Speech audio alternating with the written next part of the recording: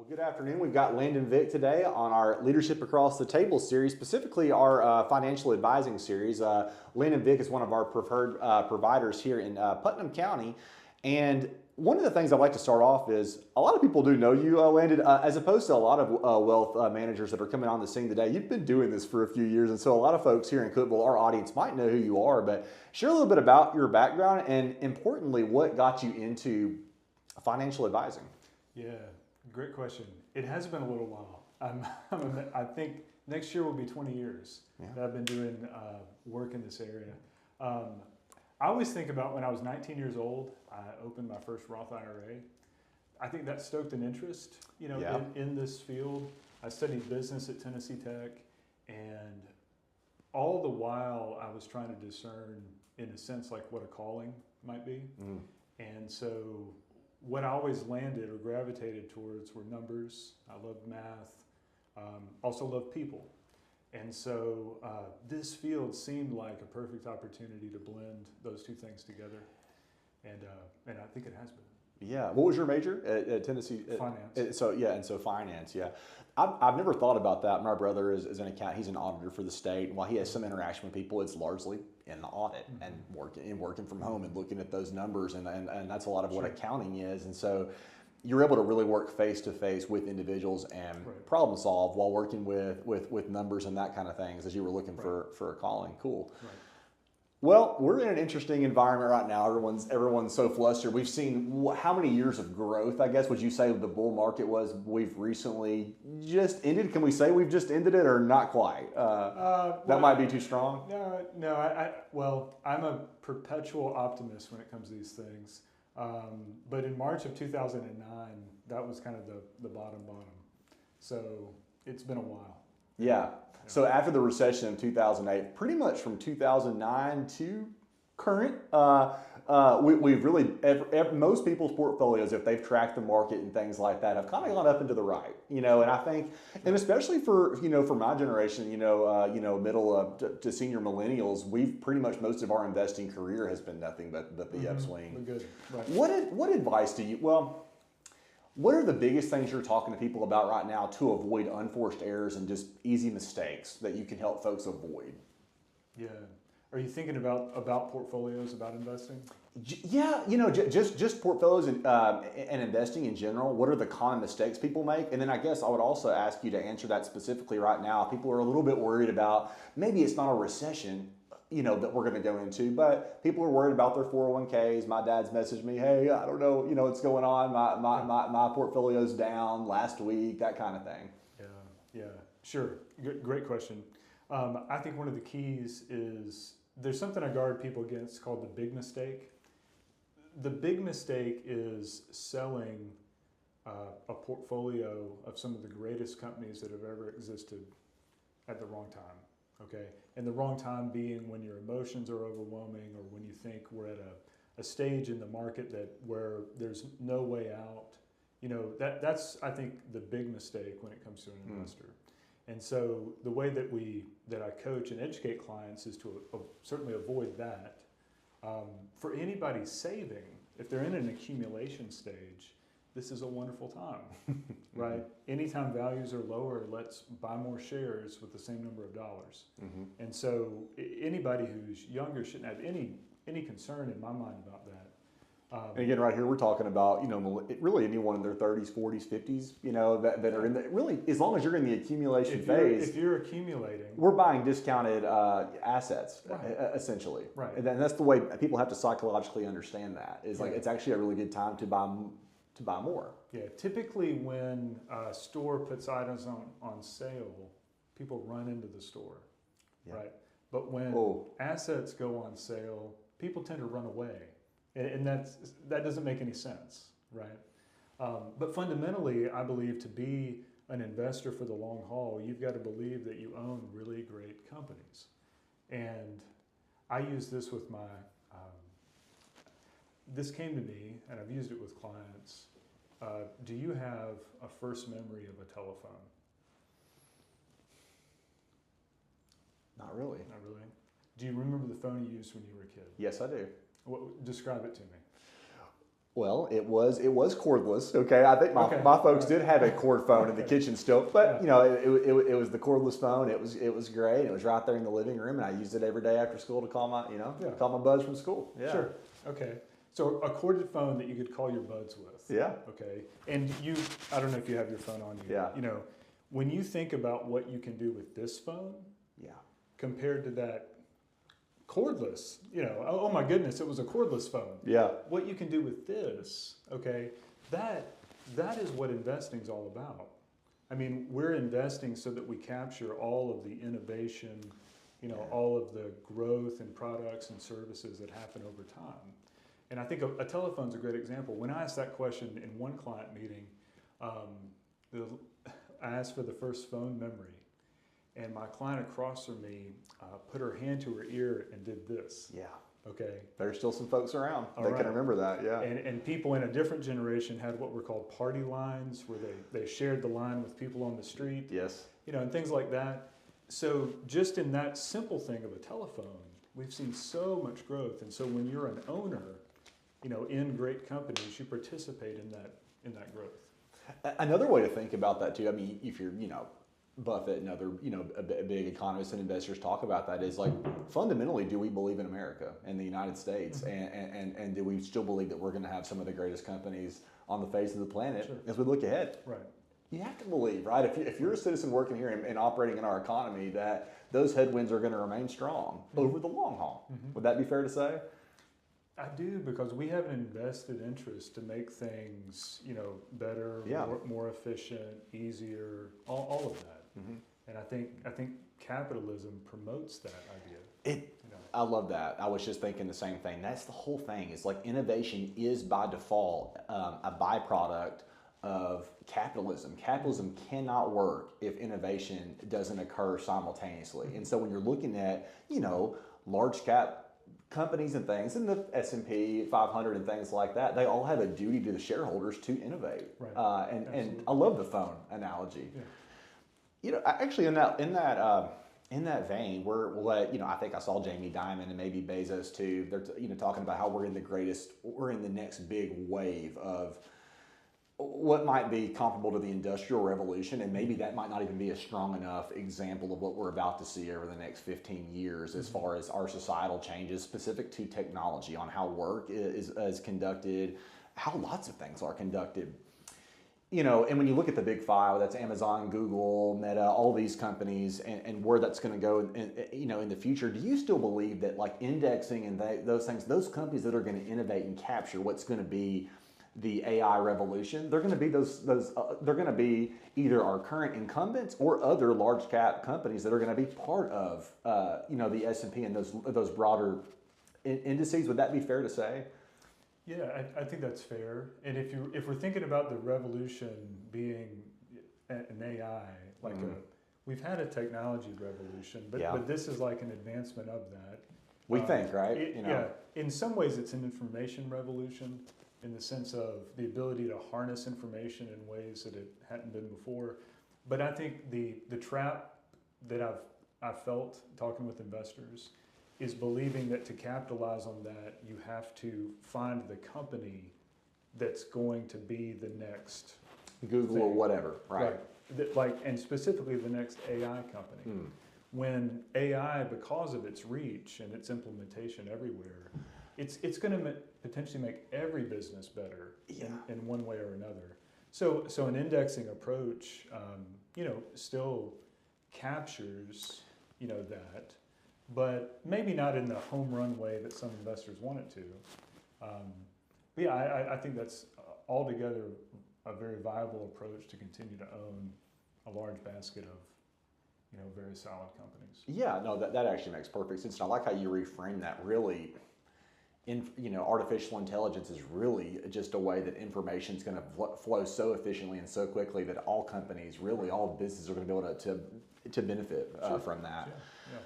You just mentioned one of your interests that brought you into financial advising and financial planning was the people approach. I know for us as estate planners, people still, whether it is younger clientele or older clientele, everybody in between, they don't love Zoom. They love to come in and really, it's a big decisions that people are making. They want to look us in the eye and feel confident and really go over their planning.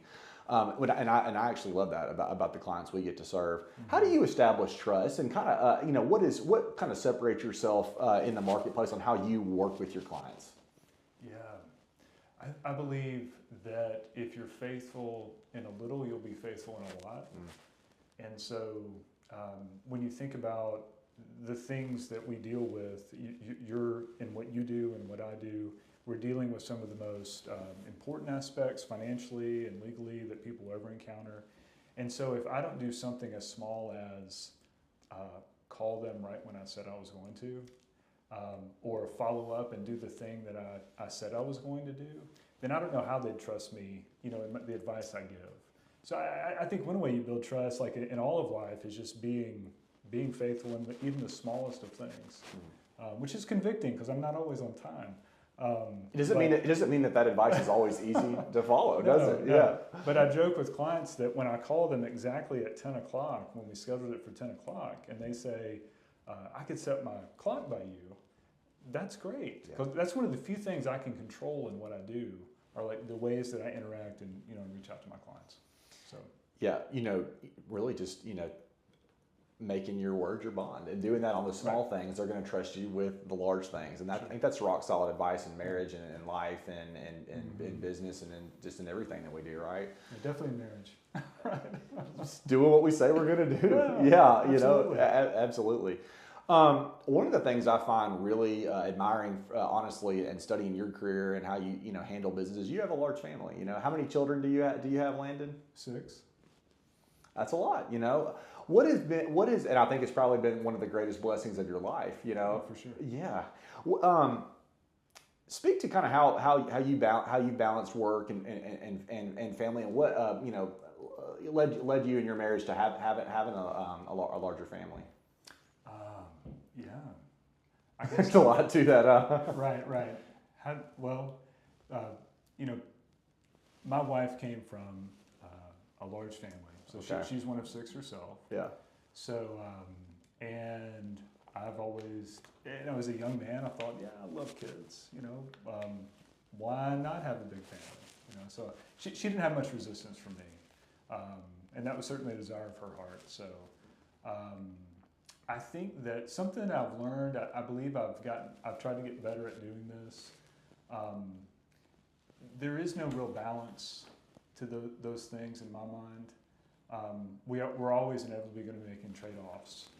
But I think you should schedule your life first to the degree that you can, and let your business and a lot of the other things fill in around it.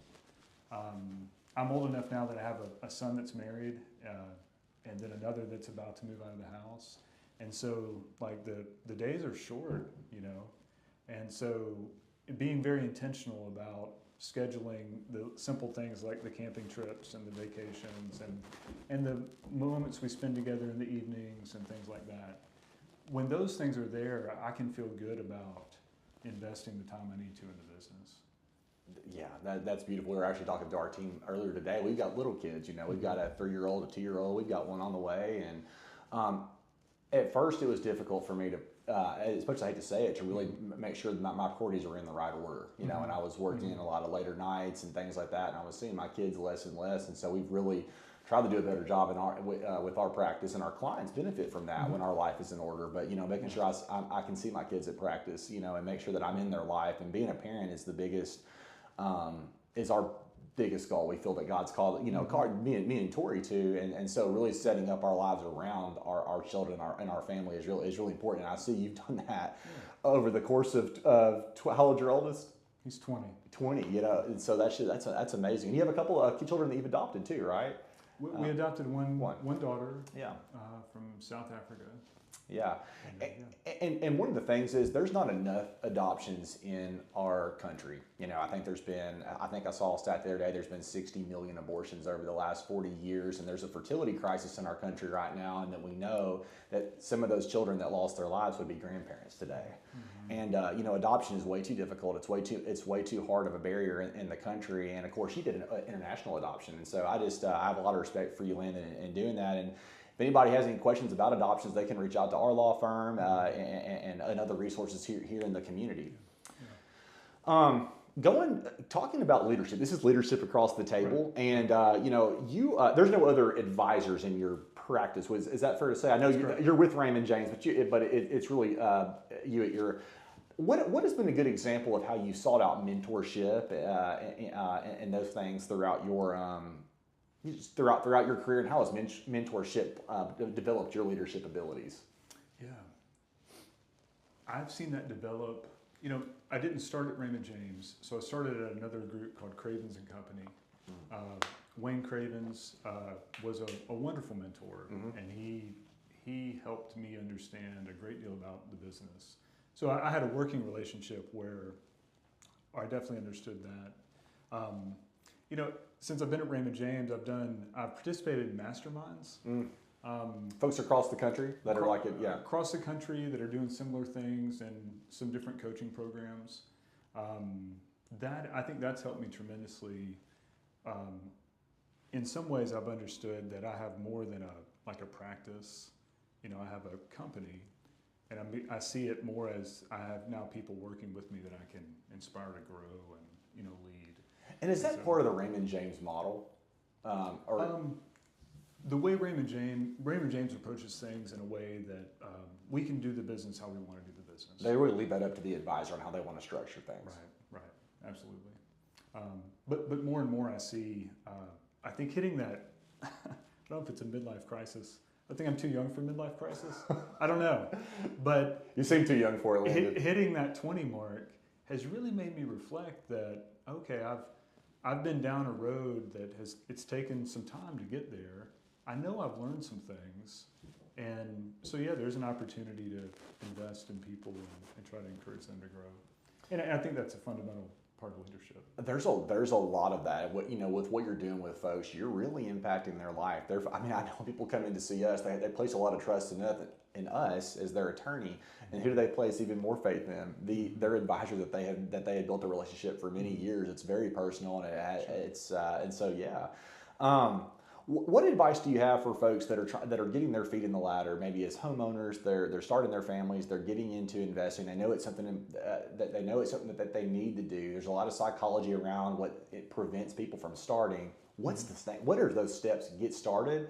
And when might someone need a financial advisor versus a do-it-yourself approach on Charles Schwab or something like that? Sure. The first steps.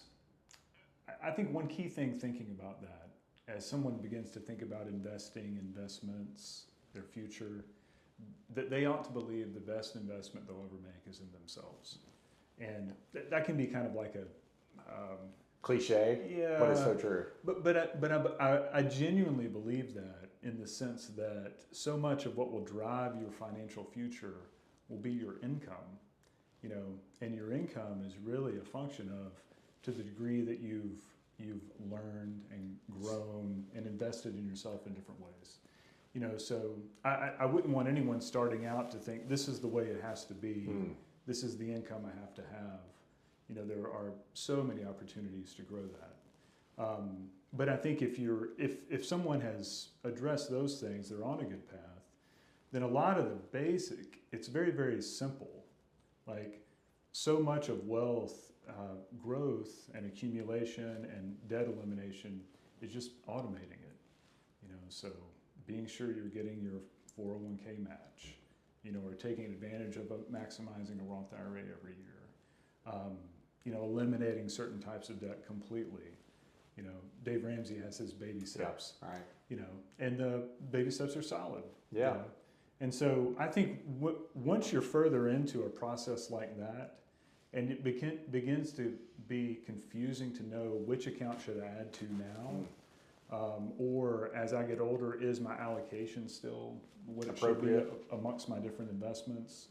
When you realize that maybe your insurance coverages are not what they should be, or you realize you have a handful of kids and don't have a will, then I think those are moments that people often will reach out. And where the advice of advisor can be really, really useful there. And again, just to kind of reiterate what you said with those baby steps is, hey folks, if you're in the workforce, make sure you're getting that employer match on your qualified retirement account. Sure. It's an IRA, 401k. Make sure that if you're able to, that you're maxing out that Roth IRA. Mm-hmm. And that you're following kind of these baby steps that, right, Dave Ramsey and others have talked about. Well, that is, 3 months of savings, all of those things, working on your debt. And then, as you continue to progress, that might be a good time to reach out to an advisor when you're starting to look at all additional steps. Okay. What advice do you have for young folks today that are interested in a career in wealth management, financial planning? Maybe they're young students at Tennessee Tech or others, and they're interested in this area. What advice do you have for those people? Yeah, I was just talking to Tennessee Tech yesterday about internship programs. Mm-hmm. I think that the more you can read in the area, being shadow intern with someone who's in the practice and doing it, the more helpful it can be to know if it's a career you'd want to have. I think fundamentally you do have to love people and love being around people, helping and serving people. If you're only interested in numbers, there are great roles for you, but it might not be as the advisor. It might not be that role, So to the degree that you can know those things about yourself and understand those things about yourself, I think there can be a trap of knowing exactly what you're like and we've got Enneagrams and all these different testing. Colby's. Oh, we do the Colby at our firm. Right. Yeah. Okay. And so those can be very helpful tools. Mm-hmm. I don't think that they're determinants of your future, right? They just help you understand better, like how you work, how you relate to people, how you process things. If someone's interested, there are so many books, podcasts, all these ways. Information is limitless. But I think too, just I believe I'm in a profession and industry where if a young person came to me and wanted to spend time with me, I'd be happy, for them to come and see my office and talk. I think that's one of the best things that you can do. So you can spend a lot of time online trying to figure it out. Or you can jump in and start watching someone in their craft. Yeah. That'd be a great thing to do. We see so many folks in the legal industry that when they're ambitious, type A people that go and obtain law degrees or medical degrees or whatever, and they find out they're not people persons, right? And they don't want to solve people's problems or whatever, and it's not long lasting. And maybe had they gone and gotten some mentorship and some shadowing, prior, they would have been able to identify. Sure. And that's something that great for folks that see this is really get out there. You can call in and call others, and they'd be happy to have you come in. Right. Well, I just want to reiterate, we worked with you, now for a few years, on mutual clients and things, and you're a fabulous advisor. And if anyone is in the marketplace looking for competent, ethical, counsel in the financial wealth management case, you're right here in Cookeville. How do they find you online? Name of your company and that kind of thing. If you go to landonvick.com. There you go, landonvick.com. You're right here in Cookeville, and they can reach out to you. Sure. All right. Well, thank you so much for being on our show today, Landon. It's great having you.